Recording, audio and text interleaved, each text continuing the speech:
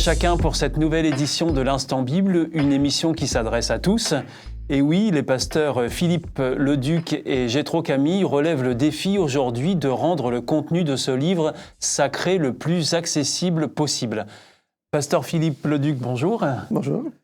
Pasteur Jétro Camille, bonjour. Bonjour Stéphane, bonjour tout le monde. Bienvenue pour cette nouvelle édition de l'Instant Bible. Alors, lors de l'émission précédente, il s'agissait de ce que dit la Bible à propos des pauvres. Et aujourd'hui, à contrario, est-ce que la Bible ou même Dieu est contre l'argent ? Alors, Pasteur Philippe Leduc, je me tourne vers vous. À l'époque de Jésus, qu'est-ce que ça signifiait être impuissant exactement ? C'est déjà avoir du pouvoir, souvent. Et puis, être à l'aise dans la vie, un petit peu comme aujourd'hui. Ça n'a pas changé. Et puis, les gens avaient un regard un petit peu différent sur ces types de personnes. À chaque fois qu'on a du pouvoir, ça veut dire que les gens ne sont pas forcément toujours très naturels quand ils parlent à quelqu'un de pouvoir. Mais ça, c'est valable de tous les temps. Et est-ce qu'on pourrait penser que puissance va aussi avec richesse ? Ou aller ensemble, en tout cas ? Souvent. Et certains achètent leur pouvoir. Et donc, on a besoin d'argent pour acheter. Donc, il y a un lien, forcément, oui. Il y avait aussi, d'ailleurs, si je peux, il y avait aussi un aspect assez typique de toutes ces sociétés du bassin mésopotamien, c'est que pour beaucoup de gens, quand on avait de l'argent, qu'on avait du pouvoir, c'était qu'on était béni par Dieu. Et donc, bien souvent, les puissants étaient non seulement puissants en termes d'influence, en termes de pouvoir, en termes économiques, mais aussi, beaucoup étaient considérés, eux-mêmes se considéraient comme étant des gens spirituellement au top, parce que l'argent était la preuve qu'ils étaient au top spirituellement. Donc c'était un système religieux qui nous semble absurde maintenant, mais à l'époque, les gens croyaient dur comme fer que plus tu étais béni, plus tu avais de l'argent. Est-ce que vous pouvez nous parler de la condition et de la différence de conditions justement entre un puissant, un riche et puis les gens du peuple ? Alors, ça n'a rien de nouveau sous le soleil. C'est-à-dire que vous avez un problème judiciaire, vous êtes riche, vous arrosez le juge, les témoins, enfin vous faites ce que vous voulez, la justice s'aligne derrière vous. Vous avez des problèmes de santé, vous avez les moyens de payer les meilleurs médecins, d'acheter les produits de plus grande qualité, etc. Je suis un peu gêné là par ce que tu dis parce que tu sous-entends que la justice est corrompue, quoi. Et donc, tu sous-entends que c'est toujours comme ça aujourd'hui, non ? Mais c'est toujours comme ça aujourd'hui dans plein de pays, dans plein d'endroits du monde. C'est pas comme ça partout. C'est peut-être pas politiquement correct de le dire, mais en fait, c'est malheureusement comme ça. Et il s'agit de se payer un bon avocat. Et ça veut dire qu'on peut, en ayant un bon avocat, on est sûr de... Ah oui, avoir les moyens de se payer les bon meilleurs avocats. C'est plus de la corruption, c'est simplement j'ai les moyens d'acheter un bon avocat. Oui, mais il y a quand même encore pas mal d'endroits dans le monde où la corruption, y compris la corruption de la justice, est plus la norme que l'exception. Et par ailleurs... Heureusement, pas chez nous. Je ne dis pas que ça ne peut pas arriver chez nous, mais ça n'est quand même pas la norme. Ça n'est pas la norme.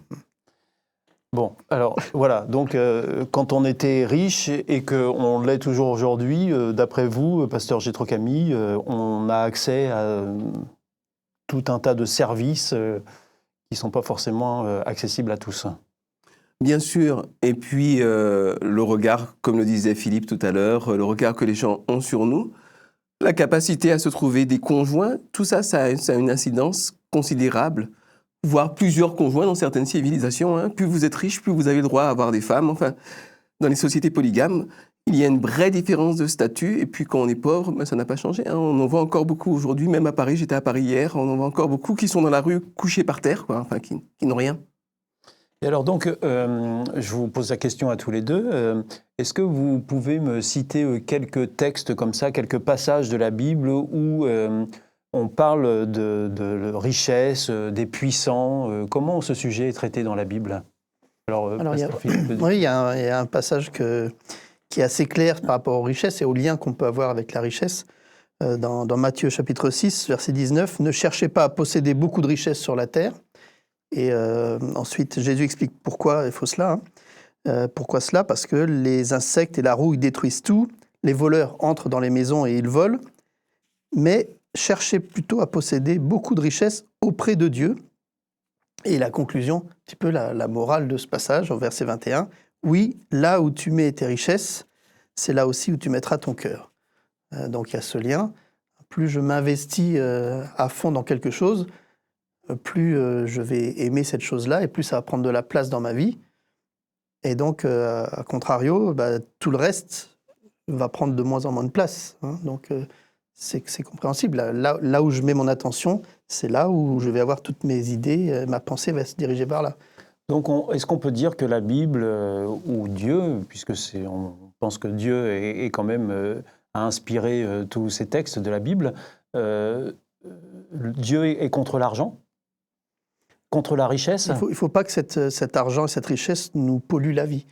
Ça ne doit rester qu'un outil, qu'un moyen, et pas l'objet de choses qui me polluent le cerveau, parce que je ne pense qu'à ça. Donc je ne peux plus penser qu'à ça. Il n'est pas contre les richesses, mais des richesses auprès de Dieu. Donc il faudrait savoir qu'est-ce qu'il y a derrière. Ça veut dire quoi, richesse auprès de Dieu, mais... Qu'est-ce que ça veut dire ? C'est Pasteur Jétro Camille qui va nous dire. Alors je m'attends vers vous, Pasteur Jétro Camille. Qu'est-ce que ça veut dire ? Mais tout d'abord, les richesses auprès de Dieu, ça peut aussi être les richesses matérielles. Parce que Dieu promet dans Deutéronome 28 les richesses. Le Seigneur, je suis au verset 11, le Seigneur vous couvrira de biens dans le pays qu'il a promis à vos ancêtres de vous donner. Vous aurez beaucoup d'enfants, vos troupeaux seront nombreux. Vous aurez de belles récoltes, il y aura de la pluie sur vos terres. Enfin, voilà, il bénira tout ce que vous faites. Vous n'aurez pas besoin de demander des prêts d'argent. Au contraire, vous prêterez à beaucoup d'étrangers. Et donc, la richesse matérielle en soi-même, ça peut être un moyen d'apprécier Dieu. C'est-à-dire que je mange, par exemple, de beaux fruits. Je suis dans un beau paysage. Ce sont des richesses matérielles qui peuvent me rapprocher de Dieu. Je crois que Philippe l'a très bien dit. C'est quand ces richesses deviennent un objectif et un sujet en eux-mêmes que le problème arrive, parce que ça nous éloigne de Dieu. Et malgré tout, l'argent et le pouvoir ont une forte capacité, tout comme le sexe, à monopoliser, à mobiliser notre attention. Et alors, de manière générale, quelle relation les disciples de Jésus, à l'époque de Jésus, entretenaient avec les richesses, avec l'argent ? Ça dépendait des disciples. Tous n'avaient pas le même rapport. On se souviendra par exemple de Judas qui était qui gérait les cordons de la bourse, qu'il était bien serré, il avait un peu des oursins dans les poches. Et puis, certains disciples, comme ceux qu'on appelait les fils du tonnerre, avaient un rapport au pouvoir, et peut-être à l'argent, mais en tout cas au pouvoir. Ils voulaient être à la droite de Dieu, de Jésus, quand il serait dans son ciel. Enfin, c'était des gens comme vous et comme moi, tout simplement. Tout simplement. Et aujourd'hui, Pasteur Philippe Leduc, à votre avis, les chrétiens, quel rapport ils entretiennent avec l'argent ? Ils s'en désintéressent complètement ? On a toutes sortes de chrétiens sur cette terre. Il y a des chrétiens riches et des chrétiens pauvres. Il y a de toutes sortes. Quel lien ils entretiennent avec l'argent ? Ça dépend vraiment de l'individu. Mais la parole de Dieu nous dit que celui qui est riche est plus en danger quelque part que celui qui n'a rien. En danger dans quel sens ? En danger spirituel, je parlais, parce que quand on a plein de choses, c'est-à-dire qu'on a besoin de plus grand-chose, et donc quelque part on a l'impression de se suffire à soi-même. Vous voulez dire que l'argent pourrait remplacer Dieu, par exemple ? Quelque part, certains peuvent s'éloigner de Dieu, ils n'ont plus ce réflexe de se tourner vers lui, ce réflexe de lui dire merci pour ce que j'ai, et oublier un petit peu les choses. C'est le danger. Maintenant, il peut y avoir des chrétiens qui sont riches et qui mettent cette richesse non pas à leur propre profit, mais pour aider les autres. C'est ce que Jétro disait tout à l'heure. Si ma richesse contribue au bien de ceux qui m'entourent, alors c'est que j'ai compris et que j'ai un lien qui est sain avec la richesse. Oui, Pasteur Jétro Camille, vous voulez réagir ? Oui, il y a un chouette verset dans 1 Timothée 6, verset 9. Ceux qui veulent devenir riches... Alors, verset 8. Si nous avons de quoi manger et nous habiller, cela doit nous suffire. Mais ceux qui veulent devenir riches tombent dans la tentation. De nombreux désirs stupides et dangereux les prennent au piège. Ils conduisent les gens vers la mort et les détruisent. Oui, la racine de tous les malheurs, c'est l'amour de l'argent. Beaucoup l'ont trop cherché. C'est pourquoi ils se sont perdus loin de la foi. Donc, là, c'est un passage qui est relativement clair, l'amour de l'argent. Et qui rejoint ce que disait le pasteur Philippe. L'amour de l'argent, c'est le problème en soi-même. Parce que c'est très simple. Hein. Quand je suis obsédé par les possibilités que je vais avoir, finalement, je suis dans une forme d'hyper-égocentricité. Je ne pense qu'à ce que je pourrais faire, ce que je pourrais réaliser, les besoins que je pourrais satisfaire, les envies que je pourrais assouvir. Je suis complètement centré sur moi-même, je suis un vrai trou noir, tout se ramène à moi. Or, Dieu nous a créés pour être des êtres, non pas des êtres qui ramènent tout à eux, mais des êtres qui partagent, des êtres qui reçoivent, des êtres qui donnent. Et c'est la raison pour laquelle il y avait beaucoup de lois, on en a parlé la semaine dernière, qui étaient contre le fait de maintenir le statut de pauvreté extrême des uns et des autres. Il fallait pouvoir aider ceux qui étaient dans la misère parce qu'on est là pour s'entraider les uns les autres.